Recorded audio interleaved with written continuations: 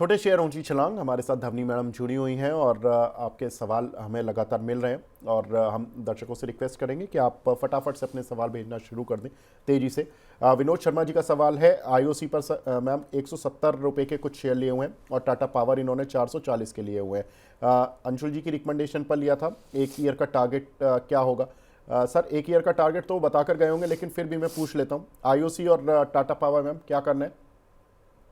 जी बिल्कुल। यहाँ पे आईओसी के अंदर अगर आप देखें तो स्टॉक एक सपोर्ट लेवल जो कायम करा है नीचे की तरफ में 130 के लेवल्स के पास, वहां से एक बाउंस दिखाया था इसने ऊपर की तरफ 144 145 के लेवल्स पे। बट फिर भी इस बाउंस के अंदर हम ऊपर की तरफ के जो शॉर्ट टर्म डीएमएज है उनको क्रॉस नहीं कर पाए थे। ओवरऑल वीकली स्ट्रक्चर्स के अंदर भी यहाँ पे देखने को मिल रहा है कि जैसे ही वापस 130 का लेवल रीटेस्ट करता है और अगर इसको ब्रेक करता है तो फर्दर इसके अंदर गिरावट देखने को मिल सकती है। तो अभी फिलहाल के लिए मेरी इनसे यही सलाह रहेगी, 130 के स्टॉप लॉस के साथ बने रहे। अगर ये लेवल्स ब्रेक होता है यहाँ पे तो आईओसी के अंदर यहाँ पे एग्जिट करने की सलाह रहेगी। और जहां तक टाटा पावर का सवाल है, टाटा पावर के अंदर जो गिरावट है वो आपको और हावी होती हुई देखने को मिल सकती है। नीचे की तरफ वापस से स्टॉक जो है वो अपना 320 का लेवल है उसको वापस से रिटेस्ट करेगा। तो टाटा पावर से फिलहाल के लिए एग्जिट कर रहे हैं। जी। अगला सवाल अंबर जी का आ रहा है मैम। ये पूछ रहे हैं इंडस टावर में फ्रेश एंट्री लेना चाहते हैं, कौन से लेवल सही रहेंगे? इन्हें 50,000 रुपये इन्वेस्ट करने हैं और लॉन्ग टर्म का इनका नजरिया है मैम। जी बिल्कुल। तो यहाँ पे इंडस टावर के अंदर सत्यम इनको जो लेवल्स रहेंगे ऊपर की तरफ ब्रेकआउट के, तो 360 का लेवल बनता है। इन जी। लेवल्स को क्रॉस करने पे इसके अंदर वापस से एक तेजी देखने को मिल सकती है। बट जहां तक ये लेवल है बना हुआ है स्टॉक के अंदर ऊपर की तरफ रेजिस्टेंस के साइड पे, तो आपको इसके अंदर गिरावट ही है वो फर्दर हावी होती हुई देखने को मिल सकती है। तो जैसे 360 का जो लेवल हमने डिस्कस करा वो क्रॉस करता है तो यहाँ पे फ्रेश बाय पोजिशन यहाँ पे बना सकता है। जी। जी। अंशुल जी का सवाल है, कैंटाबिल में एंट्री कर सकते हैं क्या मैम? जी बिल्कुल। विवेक जी, कैंटाबिल के अंदर डेफिनेटली एंट्री कर सकते हैं। वीकलीज पे अगर आप देखें तो यहाँ पे इस हफ्ते में स्टॉक जो है वो एक ब्रेकआउट की तरफ इंडिकेशन दे रहा है। स्टॉप लॉस खास करके ध्यान रखें, नीचे की तरफ आपको स्टॉप लॉस मेंटेन करना रहेगा 275 का।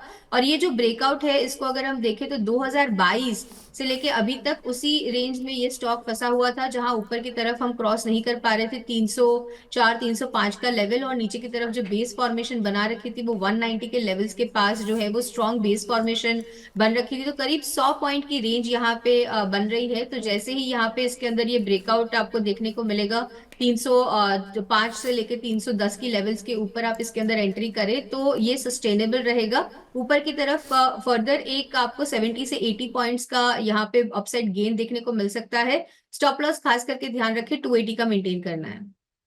जी। करण जी का सवाल आ रहा है अगला मैम। ये पूछ रहे हैं एम्फेसिस इनके पास मौजूद है पोर्टफोलियो में, 3150 रुपये की खरीद है, 100 क्वांटिटी इनके पास मौजूद है। ये लिख रहे हैं कि जब से खरीदा है गिरता ही जा रहा है, क्या करना चाहिए मैम?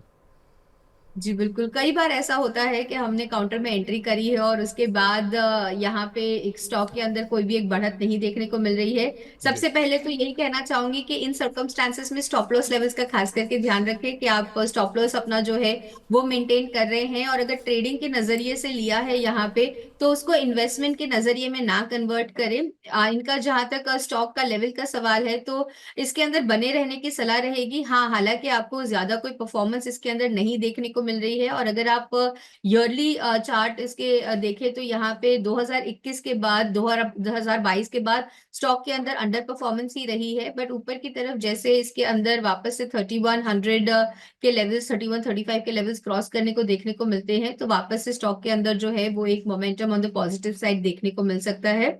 ऊपर की तरफ 3580 से लेके 3600 के टारगेट्स बन रहे हैं। स्टॉप लॉस अभी फिलहाल में इनको जो यहाँ पे मेंटेन करना रहेगा 2860 का लेवल जो है वो यहाँ पे मेंटेन करना रहेगा शॉर्ट टर्म बेसिस पे। हालांकि इनका नजरिया पॉजिटिव है, on the higher side long term का नजरिया लग के चल रहे हैं हम। तो 2760 बहुत ही सेफ साइड का स्टॉप लॉस रहेगा, तो 2760 के स्टॉप लॉस के साथ एम्फेसिस में बने रहे। जी। जी। पांडुरंग मोती जी का सवाल है, टाटा इनके काफ़ी सवाल हैं लेकिन इरिडा पर ले लेता हूँ। मैम, इरिडा पर राय दे दीजिए, क्योंकि काउंटर का जो रिजल्ट्स हैं वो इसी वीक में आने वाले हैं। लेकिन इम्पॉर्टेंट ये है कि काउंटर चल भी रहा था, लेकिन मार्केट ने सेंटीमेंट बिगड़ा तो काउंटर थोड़ा अपनी बढ़त को खो चुका है। क्या करें?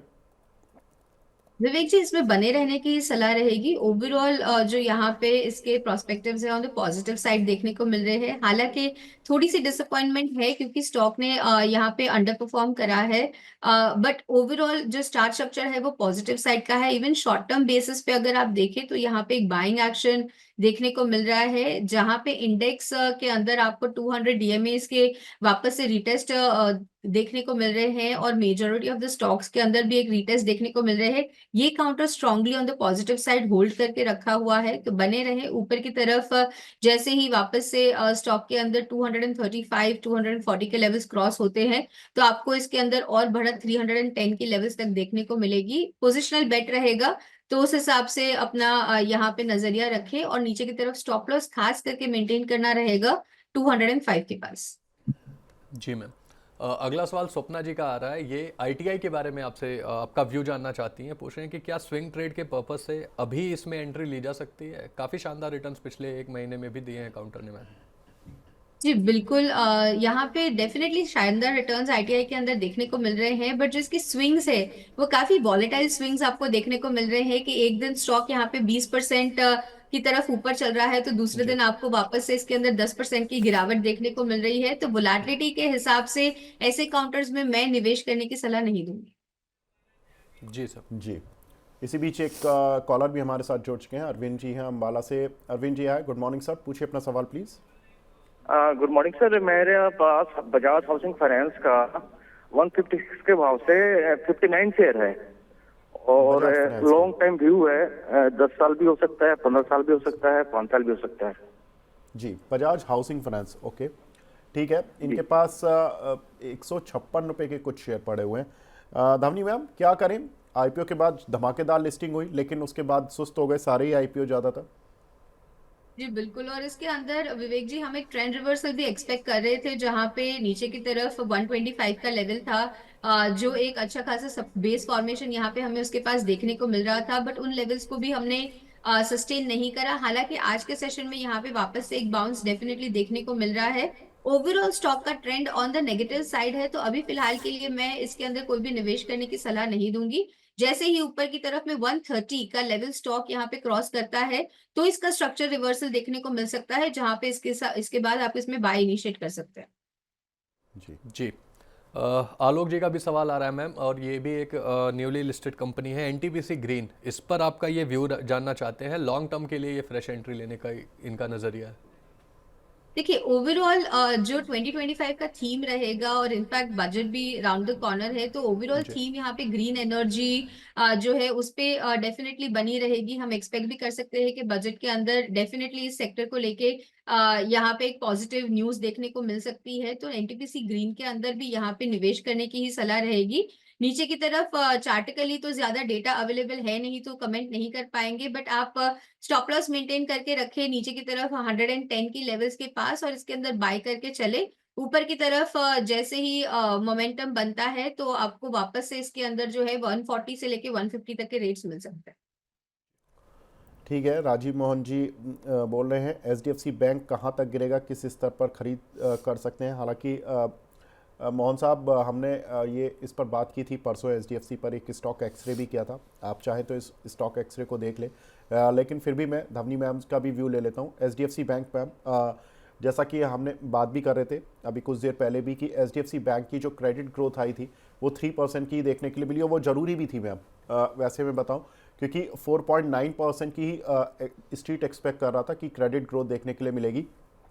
उनकी प्रॉब्लम ही ये थी कि वो क्रेडिट ज़्यादा दे रहे थे, डिपॉजिट नहीं आ रहा था उनका। अब की बार उन्होंने डिपॉजिट पर फोकस किया और 16% की ग्रोथ लेकर आए डिपॉजिट में, क्रेडिट 3%। मैम कैसे देखें एचडीएफसी बैंक के इस डेटा को, उसके बाद गिरावट को? डेफिनेटली गिरावट जो है वो इसके अंदर और आपको हावी होती हुई देखने को मिली, क्योंकि डेली स्ट्रक्चर्स पे यहाँ पे स्टॉक जो है वो अपने शॉर्ट टर्म डीएमएस के नीचे चला गया था। Buying momentum after the news also market ने इसको पॉजिटिवली नहीं लिया और ब्रेकडाउन देखने को मिला। इनफैक्ट अगर आप डेलीज पे एक अपवर्ड स्लोपिंग ट्रेंड लाइन बनाते हैं तो वहां से उसका भी ब्रेकडाउन यहाँ पे होता हुआ देखने को मिला है। नेक्स्ट सपोर्ट लेवल जो एचडीएफसी बैंक के लिए बनता है वो यहाँ पे 1680 का लेवल है, 1675 का लेवल है, वो बहुत ही इंपॉर्टेंट रहेगा। अगर इन लेवल्स को स्टॉक के अंदर ब्रेकडाउन होते हुए देखने को मिल रहे हैं तो इसकी जो गिरावट है वो आपको 1600 की लेवल्स तक हावी होती हुई देखने को मिल सकती है। तो almost near the 200 DMA support level के पास हम ट्रेड कर रहे हैं अभी फिलहाल के लिए इस काउंटर में। तो फ्रेश पोजीशंस ना बनाए यहाँ पे, और एग्जिस्टिंग पोजीशंस के लिए अगर आपको बाय साइड यहाँ पे करना है तो वेट कीजिए। यहाँ पे जैसे ही 1720 का लेवल क्रॉस होता है तो बाय साइड का कोई भी ट्रेड इनिशिएट कर सकते हैं। जी मैम। अगला सवाल मैम राजन जी का आ रहा है, जोमेटो पर इनका सवाल है। 265 रुपये की खरीद है। ये पूछ रहे हैं कि क्या स्टॉप लॉस रखना चाहिए इन्हें, क्या एडवाइस रहेगी मैम आपकी? अब जोमेटो में तो जैसे कि एक शानदार परफॉर्मेंस हमने देखा पिछले साल में, बहुत ही जी। एक अच्छा सा पैराबोलिक अपमूव इसके अंदर विटनेस करने को मिला है। बट हालांकि पिछले साल के जो हाईज हमने यहाँ पे बनाए करीब सितंबर के पास, उसके बाद यहाँ पे एक फटीक जो है वो स्टॉक के अंदर काफी क्लियरली विटनेस करने को मिल रहा है, क्योंकि इतने रनअप के बाद यहाँ पे वापस से एक जो रनअप के लिए जरूरी मोमेंटम आना चाहिए वो मिसिंग होता हुआ देखने को मिल रहा है। जबकि सपोर्ट लेवल जो है इसका काफी स्ट्रांगली बना हुआ है नीचे की तरफ में 235 के लेवल्स के पास। तो 235 के स्टॉप लॉस के साथ होल्ड करने की सलाह रहेगी। जी, इस बीच हमारे साथ एक कॉलर भी जुड़ चुके हैं, हिमांशु शर्मा जी जुड़ चुके हैं। Himanshu ji good morning. Good morning sir. Sir बताएं क्या सवाल है आपका? सर मैंने एनएफपीसी ले रखा है 98 के भाव से 100 से। ओह सर, सरकारी कंपनियों की तो सरकार ही चला रही है अभी फिलहाल तो शेयर, क्योंकि कुछ तो चल नहीं रहा इनमें, खबर तो आ नहीं रही है इतनी पॉजिटिव। धवनी मैम क्या करें, ये तो सारे सरकारी शेयरों में ज़्यादातर लोग फंस गए हैं ऊपर के भाव के। एनएचपीसी 20 रुपये का लॉस दे रहा है मैम इनको, 30% का नुकसान है इनको ऑलमोस्ट। विवेक जी, इसके अंदर जो नुकसान है वो और बढ़ता हुआ देखने को मिल सकता है। स्टॉक के अंदर अभी भी जो डाउनसाइड है वो 75 रुपए तक के इसका जो फॉल है वो हावी होता हुआ देखने को मिलेगा। सो 75 भी अगर ब्रेक करता है तो फर्दर इसके अंदर जो फॉल है वो 68 रुपीज तक के यहाँ पे देखने को मिल सकता है। तो ओवरऑल काउंटर नेगेटिव है, डेफिनेटली इनको यहाँ पे नुकसान काफी ज्यादा हो रहा है।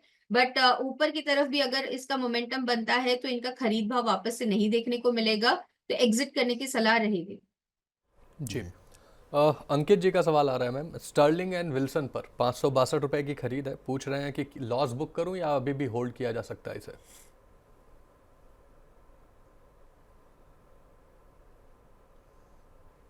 जी, इस पर्टिकुलर काउंटर को मैं टेक्निकली ट्रैक नहीं कर रही हूँ तो मैं इस पे ज्यादा कमेंट नहीं कर पाऊंगी। कोई बात नहीं। जी। रघुवीर जी का सवाल ले लेते हैं। अदानी विल्मर पर शॉर्ट टर्म टारगेट 380 का, ये पूछ रहे हैं मैम आ पाएगा या नहीं आ पाएगा? काउंटर मैम स्ट्रेंथ तो दिखा रहा है। अगर मैं पूरे अदानी स्पेस में देखूं तो अदानी विल्मर ने कोशिश तो की है जब से डील की खबर आई है। क्या करना है? जी बिल्कुल, डेफिनेटली अदानी विल्मर के अंदर जो कन्विक्शन है वो ज्यादा स्ट्रांगली बनता है compare to the other counters. यहाँ पे सपोर्ट लेवल भी जो इसके अंदर देखने को मिल रहा है तो 285 का जो लेवल है वो वीकली स्ट्रक्चर्स पे एक प्राइस एक्शन वाइज काफी स्ट्रांग सपोर्ट लेवल यहाँ पे देखने को मिला है। ऊपर की तरफ में जैसे ही 345 का लेवल क्रॉस करता है तो वापस से 395 से लेके 400 के लेवल स्टॉक रिविजिट करेगा। तो इनका जो टारगेट है वो भी काफी जल्द इनको देखने को मिल सकता है। पोजिशनल बैट रहेगी, आप इसके अंदर 4 से 5 महीने का एक नजरिया बना के चलें। जी। मैम अगला सवाल जुआरी एग्रो पे आ रहा है। एक व्यूअर है, इन्होंने नाम क्लियर नहीं लिखा है, लेकिन ये पूछ रहे हैं कि पिछले एक महीने में 17% डाउन है ये स्टॉक, क्या अभी इस पे फ्रेश एंट्री ली जा सकती है? जी, जुआरी एग्रो भी अगेन यहाँ पे मेरी रडार पे नहीं है तो ज्यादा कमेंट नहीं कर पाएंगे इसके अंदर। ठीक है, कोई बात नहीं। आगे बढ़ते हैं। साई राम जी का सवाल है रॉकिंग डील्स, आई थिंक ये कई बार पूछ चुके हैं लेकिन फिर भी देख लेते हैं इनका सवाल। 1000 शेयर है मैम 550 रुपये के, 700 रुपये का टारगेट कब तक आएगा? 6 महीने में आ पाएगा या नहीं?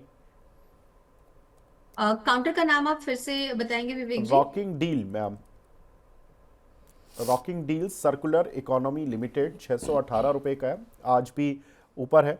अगर आप इसका NSE SME कोड देखेंगे तो रॉकिंग DCE के नाम से आपको मिल जाएगा। जी बिल्कुल, यहाँ पे अगेन देखिए इसके अंदर जो वॉल्यूम्स है वो आप देखिए ओवरऑल पार्टिसिपेशन जो है वो काफी लोअर लेवल्स पे है। अब जस्ट सिर्फ प्राइस एक्शन को ही देखिए यहाँ पे तो इतना वॉलेटाइल काउंटर है कि आपको इसके कैंडलस्टिक चार्ट्स पे भी अगर आप देखेंगे तो वोलेटिलिटी काफी हावी होती हुई देखने को मिलेगी। इनफैक्ट एवरी टाइम अगर स्टॉक ने यहाँ पे एक डाउनवर्ड ट्रेंड पकड़ा है तो उसी को पकड़ के चल रहा है। हाँ, हाल फिलहाल में यहाँ पे एक अपवर्ड बाइंग देखने को मिल रही है, बट हमेशा ऊपरी स्तर से यहाँ पे वापस से एक गिरावट देखने को मिलती है। तो ऊपर की तरफ जो मोमेंटम है 670-75 के लेवल्स के पास तक के बना रहेगा, वहां पे एग्जिट की सलाह रहेगी। जी, एक हमारे कॉलर भी जुड़े हुए हैं, सुमित जी जुड़े हुए हैं झारखंड से। Sumit ji good morning sir, पूछिए अपना सवाल।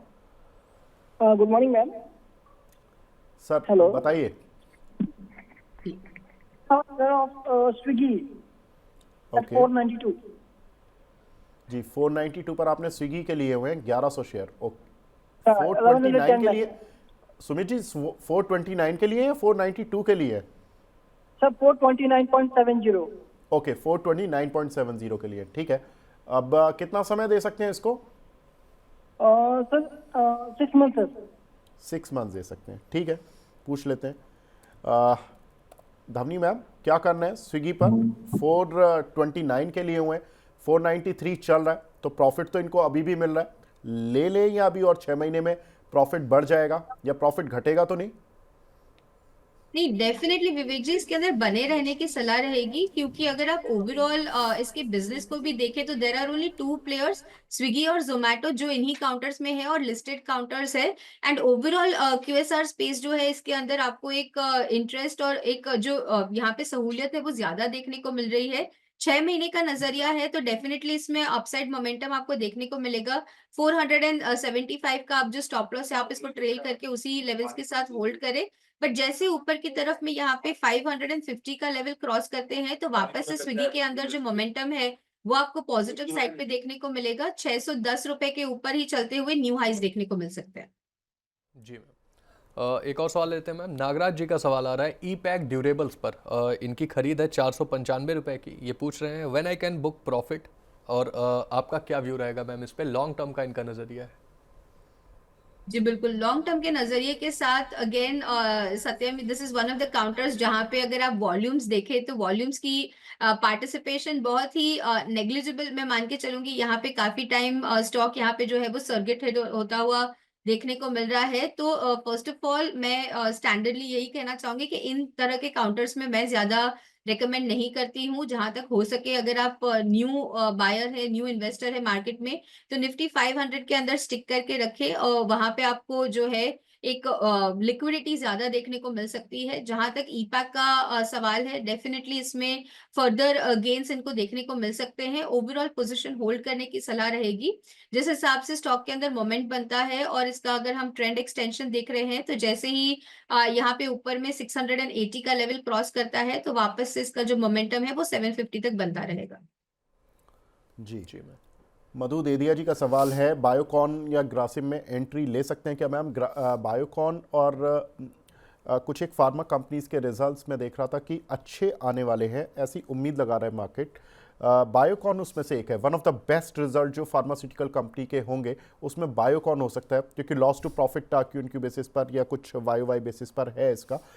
लेकिन इम्पॉर्टेंट यही है कि मैम बायोकॉन से उम्मीदें हर बार रिजल्ट्स में रहती हैं, लेकिन उम्मीदें थोड़ी सी पूरी नहीं हो पाती हैं। ये काउंटर चल पाएगा और कितना चल पाएगा?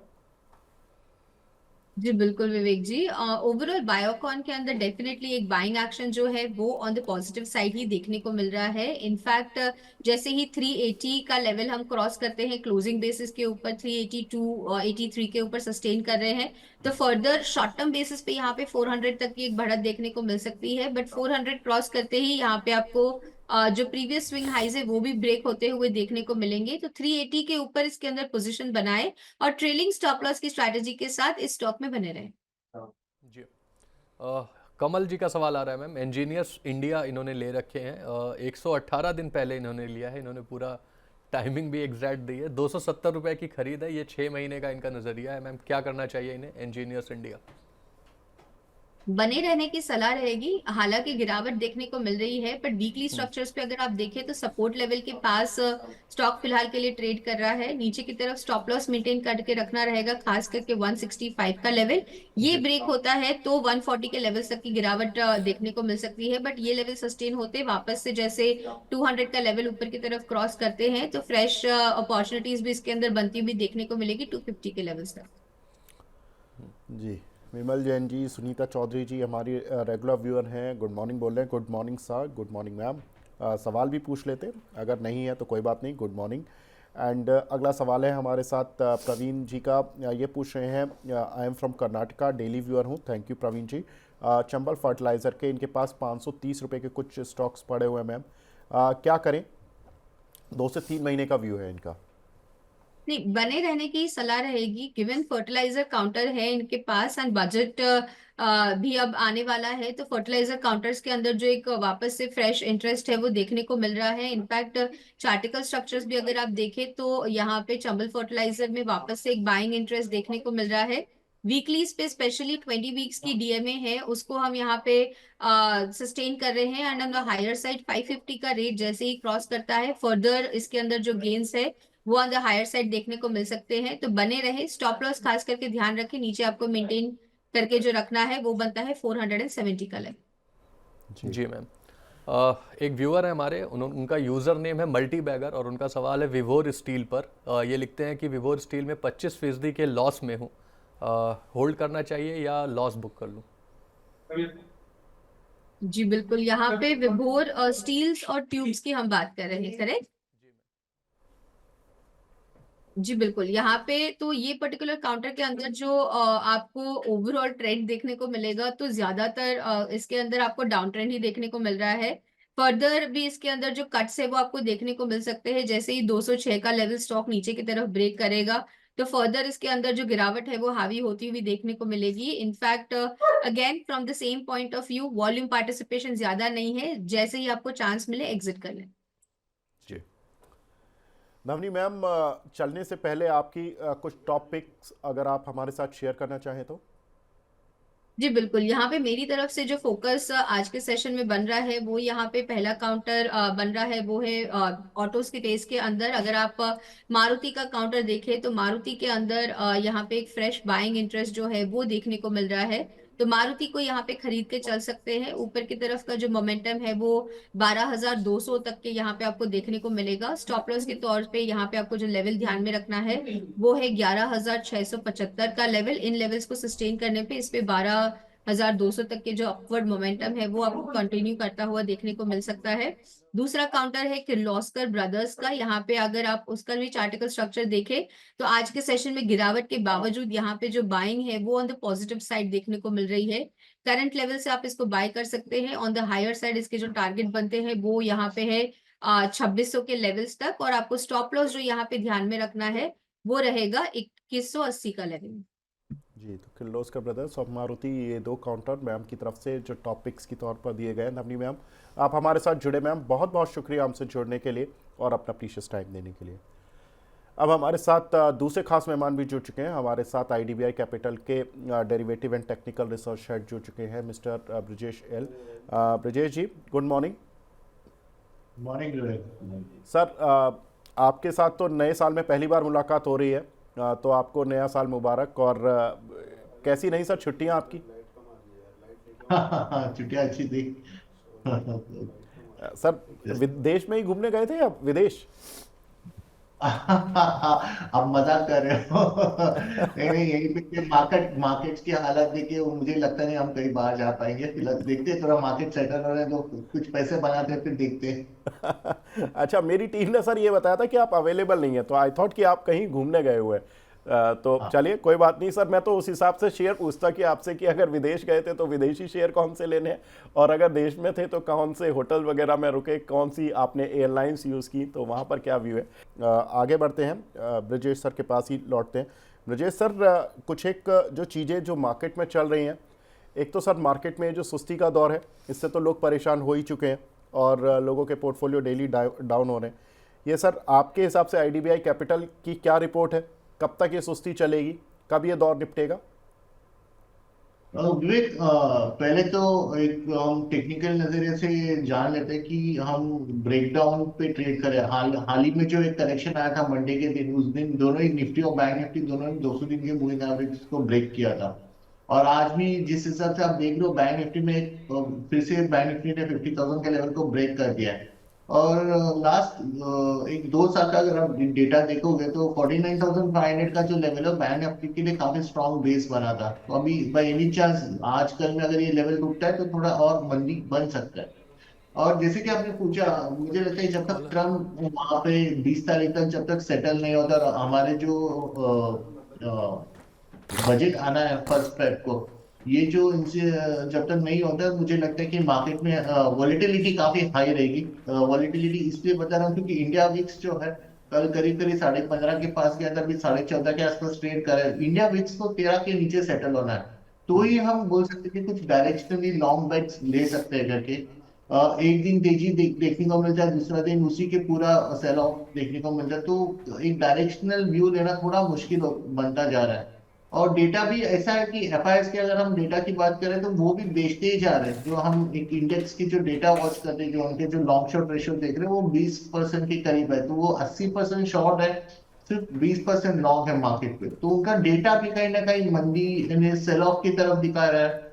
टेक्निकल्स में जो प्राइजेस है वो काफी सारे जो मेन जो मूविंग एवरेजेस है उसको ब्रेक करके नीचे की तरफ सस्टेन हो रहा है।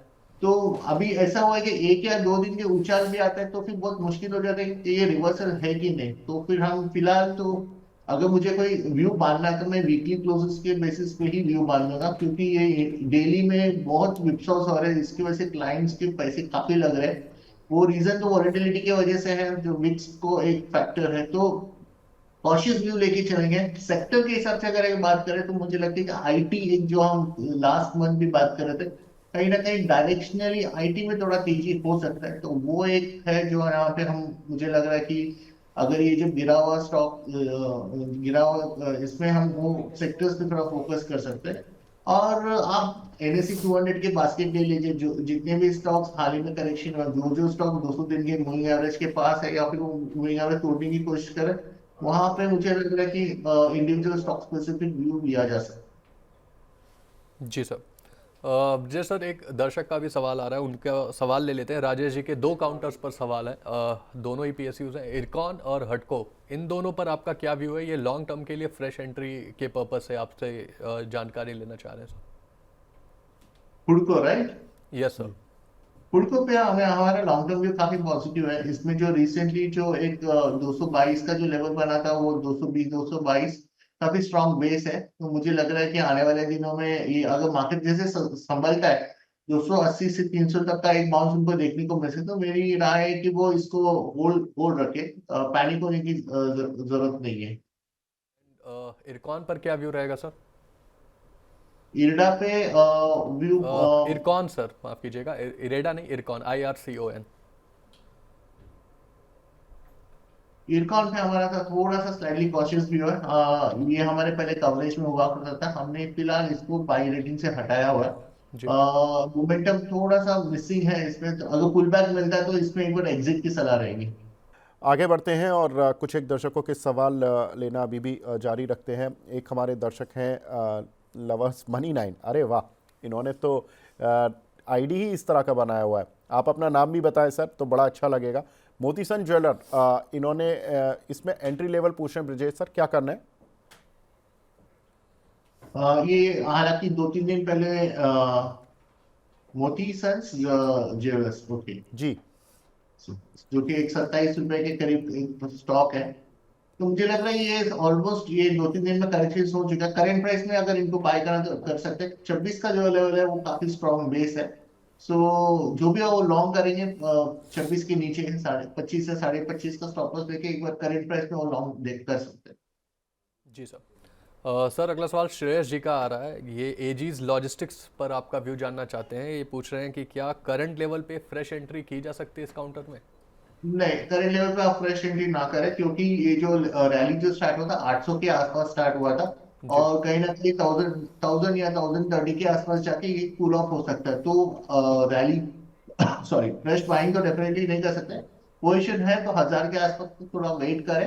एंड प्रॉफिट बुकिंग करने के नजरिए से लेके, क्योंकि ये इसका जो मोमेंटम है वो 1020 के आसपास कूल ऑफ होगा ये। जी। लास्ट क्वेश्चन इस सेगमेंट में ललित कोटियान जी का ले रहे हैं। टाटा एलेक्सा सर ये पूछ रहे हैं इसमें एंट्री कर सकते हैं क्या? कल रिजल्ट्स हैं आई थिंक, और इसके रिजल्ट से पहले कुछ प्ले हो सकता है सर? ये काउंटर तो प्रेशर में बनता ही जा रहा है और काउंटर चला ही नहीं है पिछले काफ़ी समय से।